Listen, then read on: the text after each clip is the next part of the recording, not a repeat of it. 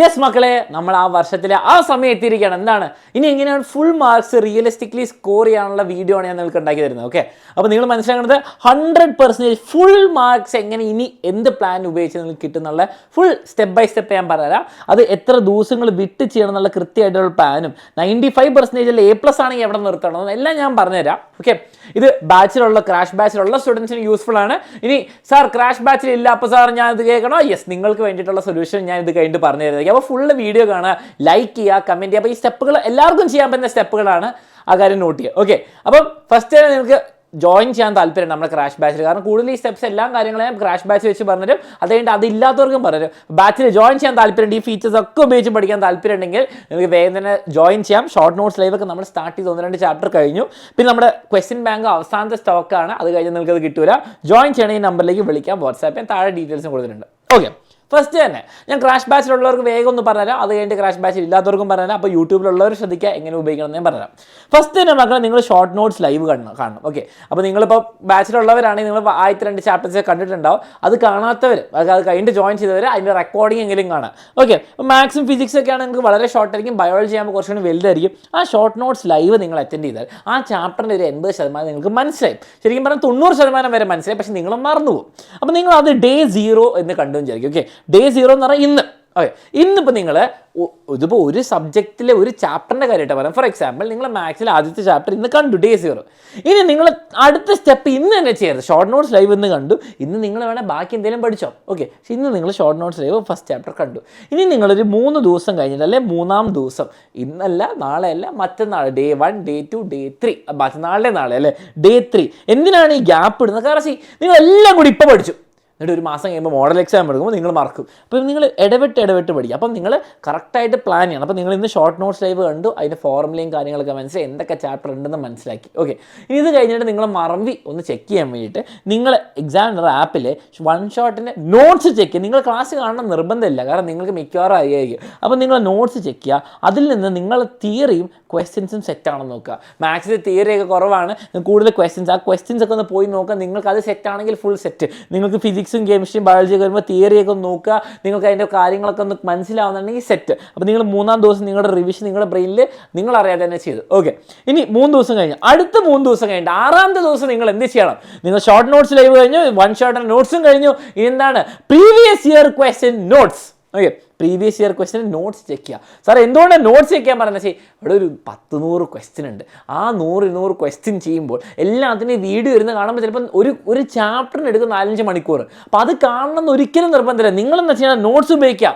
Notes ഉപയോഗിക്കും, നിങ്ങൾക്ക് നിങ്ങളുടെ സ്പീഡിൽ ചെയ്യാം. ഓക്കെ, എന്നിട്ട് ചെക്ക് ചെയ്യാം നോട്ട്സ്. ഇനി എന്തെങ്കിലും ഡൗട്ട് ഉണ്ടെങ്കിൽ നിങ്ങൾ എന്ത് ചെയ്യുക? പോയി വീഡിയോ കാണാം. ഓക്കെ, ഡൗട്ട് ഉണ്ടെങ്കിൽ വീഡിയോ പോയി കാണാം. അപ്പോൾ നോട്ട്സ് ചെക്ക് ചെയ്യുക. അപ്പോൾ 6-ാമത്തെ ദിവസം നിങ്ങൾ ചെക്ക് ചെയ്യുക. ഓക്കെ, അപ്പം ഇത് ഇപ്പോൾ ഫോർ എക്സാമ്പിൾ നിങ്ങൾ ഇന്ന് മാത്സിൻ്റെ ഫസ്റ്റ് ചാപ്റ്റർ ചെയ്തു, 3 ദിവസം കഴിയുമ്പോൾ അതിൻ്റെ നോട്ട്സ് അങ്ങനെ പോയിക്കൊണ്ടിരിക്കണം. പക്ഷേ അതിൻ്റെ ഇപ്പോൾ അത് കഴിഞ്ഞിട്ട് നിങ്ങളിപ്പോൾ ആ മാത്സിൻ്റെ ഫസ്റ്റ് ചാപ്റ്റർ മാത്രമല്ല, നാളെ ചിലപ്പോൾ ബയോളജീൻ്റെ ഫസ്റ്റ് ചാപ്റ്റർ തുടങ്ങും. ഓക്കെ, അങ്ങനെ ഒരു എക്സാമ്പിൾ ആണ്, നിങ്ങൾക്ക് അറിയാത്ത ചാപ്റ്ററാണ് ചെയ്യേണ്ടത്. ഓക്കെ, മറ്റന്നാൾ ഫിസിക്സിൻ്റെ.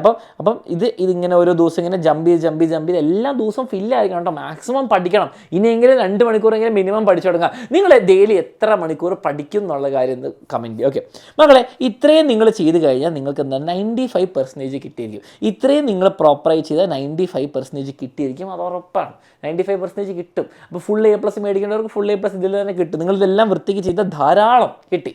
ഈ ബാക്കി 5% പണി സിമ്പിൾ പണിയല്ല, പക്ഷേ നിങ്ങൾ കഷ്ടപ്പെടണം. അതെന്താണെന്ന് ഞാൻ പറഞ്ഞുതരാം.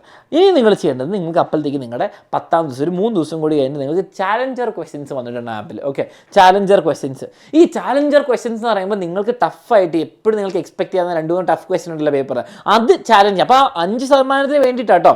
അപ്പം എന്താണ് അവിടെ കിട്ടുക? നിങ്ങൾക്ക് ടഫ് ക്വസ്റ്റ്യൻസ് വരെ, നിങ്ങൾക്ക് ഫോർ എക്സാമ്പിൾ നല്ല high level questions, exemplar questions, NCERT എക്സാമ്പിളിൽ നമുക്ക് പിടിച്ചെടുക്കുന്ന കുറച്ച് ക്വസ്റ്റ്യൻസ് ഒക്കെ ഉണ്ട്. അതൊക്കെയാണ് കൊടുത്തിരിക്കുന്നത്.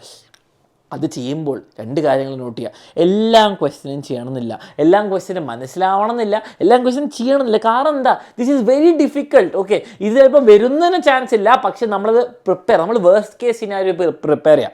അപ്പോൾ ഇതെല്ലാം ക്വസ്റ്റ്യൻ ചെയ്തില്ലെങ്കിലും കുഴപ്പമില്ല, നിങ്ങൾ പറ്റുന്ന ക്വസ്റ്റ്യനൊക്കെ ചെയ്യുക. കാരണം അതിൽ നിന്നൊന്നും വന്നില്ലെങ്കിൽ നിങ്ങൾ സമയം വേസ്റ്റ് ആവരുത്. ഇതൊക്കെ കഴിഞ്ഞിട്ടേ ഇത് ചെയ്യാൻ പാടുള്ളൂ. അപ്പോൾ സമയം വേസ്റ്റ് ആവരുത്.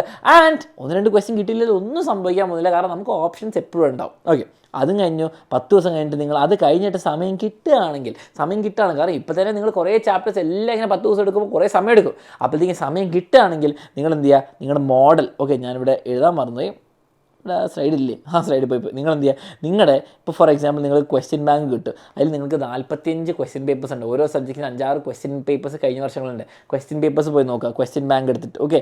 പിന്നെ നിങ്ങൾക്ക് മോഡൽ എക്സാം പുതിയ പാറ്റേണിലുള്ള നമ്മൾ ആപ്പിൽ ഇടുന്നുണ്ട്, അതും പോയി നോക്കുക. അപ്പോൾ സെറ്റാവും. ഇത്രയും കൂടി ചെയ്താൽ 100% ഉറപ്പ് മക്കൾ. ഇതിനെക്കാട്ട് കൂടുതൽ ചെയ്യാൻ പറ്റില്ല. അപ്പോൾ ഇതൊക്കെ കേട്ട് നിങ്ങൾക്ക് ബാച്ചിൽ ജോയിൻ ചെയ്യാൻ താല്പര്യം താഴത്തെ നമ്പറിൽ കോൺടാക്ട് ചെയ്യുക, വാട്സാപ്പ് ചെയ്യാൻ, ജോയിൻ ചെയ്യാൻ, വേദന ജോയിൻ ചെയ്യാം. ഇനി നിങ്ങളിപ്പോൾ sir non batch student, sir യൂട്യൂബിൽ അല്ലെങ്കിൽ നിങ്ങൾ ഓൺലൈൻ മാത്രമേ നോക്കുന്നുള്ളൂ, സാർ ബാച്ചിൽ ജോയിൻ ചെയ്യാൻ പറ്റാത്തവർക്ക് വേണ്ടിയിട്ട് ഇതിന് വേണ്ടിയിട്ട് ഞാൻ ഒരു വേറൊരു ഓപ്ഷൻ ഞാൻ പറഞ്ഞത്. അപ്പം ഇത് നിങ്ങൾക്ക് ഫോളോ ചെയ്യാം. പക്ഷേ നിങ്ങൾ ശ്രദ്ധിക്കേണ്ട കാര്യം, സാർ ബാച്ചിലില്ലാത്ത കുട്ടി, സാർ ബാച്ചിലില്ലാത്ത കുട്ടിക്ക് മാർക്ക് കിട്ടില്ല എന്നാണ്. ഒരിക്കലുമല്ല.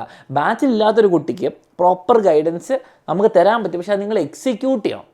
അപ്പോൾ എങ്ങനെ എന്താണെന്ന് വെച്ചാൽ, ബാച്ചിലുള്ള കുട്ടിക്ക് ഷോർട്ട് നോട്ട്സ് ലൈവ് കിട്ടും, അതേപോലെ തന്നെ നോട്ട്സ് കിട്ടും, വൺ ഷോട്ട് കിട്ടും, അതിന് PYQ എല്ലാം ഒരു ആപ്പിൽ നിങ്ങൾക്ക് ഫുൾ ആക്സസ് കിട്ടുന്നതായിരിക്കും. ബാച്ചിലില്ലാത്ത കുട്ടി എന്ന് പറയുമ്പോൾ എന്താണ്, നിങ്ങൾക്ക് ബാച്ചിൽ ജോയിൻ ചെയ്യാൻ പറ്റാത്തതാണോ അല്ലെങ്കിൽ താല്പര്യം ഇല്ലാത്ത ആയിക്കോട്ടെ, നിങ്ങൾ കുറച്ചും കൂടി ആ ഒരു ഡിസിപ്ലിൻ അല്ലെങ്കിൽ സ്വന്തം കഷ്ടപ്പെട്ടാൽ നിങ്ങൾക്ക് കിട്ടും. അതിനുള്ള സ്റ്റെപ്പുകൾ പറഞ്ഞാൽ സെയിം ഡേയ്സ് ഇടപെട്ടിട്ടാണ് ചെയ്യേണ്ടത്. അപ്പോൾ നിങ്ങൾക്ക് ഷോർട്ട് നോട്ട്സ് നിങ്ങളുടെ കയ്യിൽ ചിലപ്പോൾ ഉണ്ടാവില്ല. അപ്പോൾ നിങ്ങൾക്ക് ഒന്നെങ്കിൽ യൂട്യൂബിൽ നമ്മുടെ ക്ലാസ് കണ്ടിട്ടുള്ള നോട്ട്സ് ഉണ്ടാവുക, അല്ലെങ്കിൽ നിങ്ങൾ ട്യൂഷനിൽ പോകുന്നതിൻ്റെ നോട്ട്സ് ഉണ്ടാവുക, അല്ലെങ്കിൽ സ്കൂളിൽ പോകുന്ന നോട്ട്സ് ഉണ്ടാവുക. അതൊന്ന് വേഗം നിങ്ങൾ തന്നെ ഷോർട്ട് ആക്കിയിട്ടൊന്ന് എഴുതി വെക്കുക. സമയം കുറച്ച് പോകും, പക്ഷേ നിങ്ങൾ ആവശ്യം നോക്കിയിട്ട് എഴുതി വെക്കുക. അപ്പോൾ നിങ്ങൾ ഷോർട്ട് നോട്ട്സ് ആയി.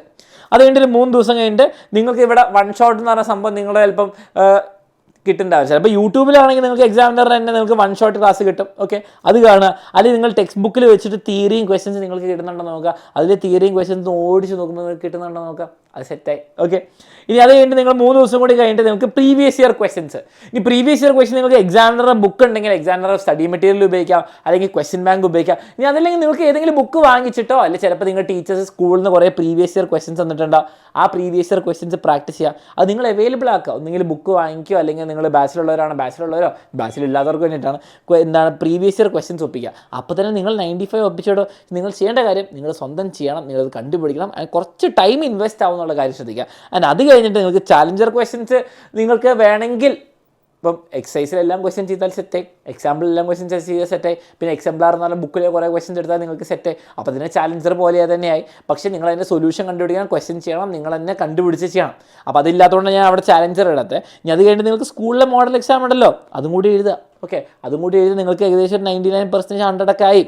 പക്ഷെ നിങ്ങൾ സ്വന്തം ചെയ്യണം എന്നുള്ള കാര്യമുണ്ട്. അത് ട്രൈ ചെയ്യുക, മാക്സിമം അടിപൊളിയായിട്ട് ചെയ്യുക. അപ്പം നിങ്ങൾ മാക്സിമം ട്രൈ ചെയ്യുക. ഫുൾ മാർക്ക് എല്ലാവർക്കും തന്നെ കിട്ടട്ടെ എന്ന് വിചാരിച്ച് ഞാൻ എൻഡ് ചെയ്യാണ്. അപ്പോൾ എല്ലാ സ്റ്റെപ്സും കിട്ടിയെന്ന് വിചാരിക്കുന്നു. മക്കളെ, സിമ്പിളായിരിക്കില്ല, ഉള്ളൊരു ടൈമായിരിക്കും ഇത്. അടിപൊളിയായി ട്രൈ ചെയ്യുക. നിങ്ങൾ എത്ര മണിക്കൂർ ഡെയിലി പഠിക്കുന്നു എന്നുള്ള കാര്യം കമൻറ്റ് ചെയ്യുക. ആൻഡ് കമൻറ്റ് ചെയ്ത് കഴിഞ്ഞിട്ടുണ്ടെങ്കിൽ ഞാൻ പറഞ്ഞ മക്കളെ, മിനിമം ഒരു 3 hours മിനിമം ഞാൻ റെക്കമെൻഡ് ചെയ്യണം. ഒരു 5 to 6 hours പഠിക്കാൻ പറ്റുമെങ്കിൽ പഠിക്കുക. കുറച്ച് കളിയും സ്പോർട്സും ഇതൊക്കെ കുറച്ച് കുറയ്ക്കുക. ഉറക്കം ഉണ്ടാവണം. സ്കൂളിൽ പോകാതെ വന്നിട്ട് നന്നായിട്ട് പഠിക്കുക. അപ്പോൾ വെറൈറ്റി ആയിട്ട് പഠിക്കുക. എത്ര ഗ്യാപ്പ് ഇടണമെന്ന് പറയുന്നു. അപ്പോൾ താങ്ക് യു മക്കൾ, ഇത്രയും നേരം കേട്ടതിന്. എല്ലാവരും ഷെയർ ചെയ്യുക. അടുത്ത ദിവസം നമുക്ക് കാണാം.